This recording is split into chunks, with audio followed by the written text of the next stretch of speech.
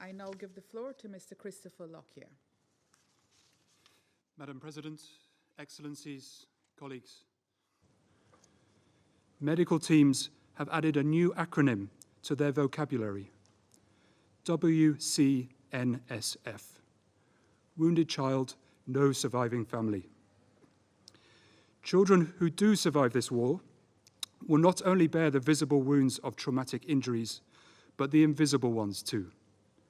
Those of repeated displacement, constant fear, and witnessing family members literally dismembered before their eyes. These psychological injuries have led children as young as 5 to tell us that they would prefer to die.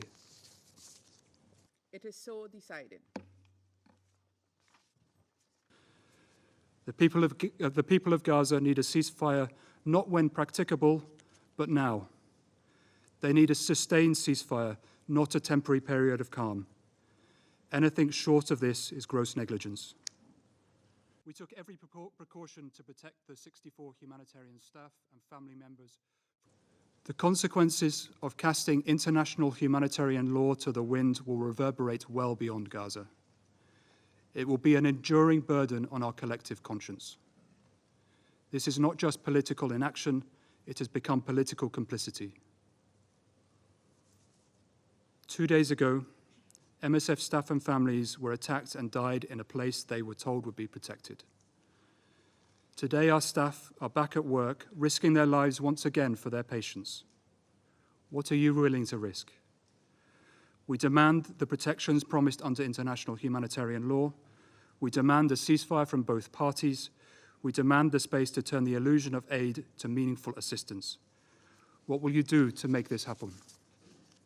Of the location and clearly marking the building with an MSF flag. 主席女士，洛克伊尔先生刚才所做的通报让人印象深刻。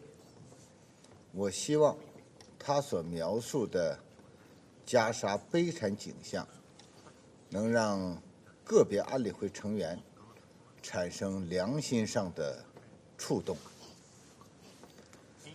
2天前，由于美国行使否决，安理会再一次错失了推动在加沙停火的机会。冲突每持续1天，就意味着更多的平民伤亡，也意味着更大的灾难。I give the floor to the representative of the United States. We all want to see a durable end to this conflict. The best way to advance in enduring peace and Israel's security is to support the creation of an independent Palestinian state side by side with Israel. The realization of this vision, however, continues to face numerous obstacles, several of which we have heard about in today's briefing by the Special Coordinator. Thank you, Madam President, and thank you, Special Coordinator Wen. The pace of hostage talks can be frustrating. They are complicated by practical considerations, and as we all know, negotiations at such high stakes do not always yield immediate results. Moreover, the United States will continue to press the parties to reach a deal that would bring the hostages home and allow for an extended 6-week temporary ceasefire. Council support for this diplomacy is critical to increase pressure on Hamas to accept the agreement on the table. President, and thank you, Special Coordinator Wennesland, for your briefing today.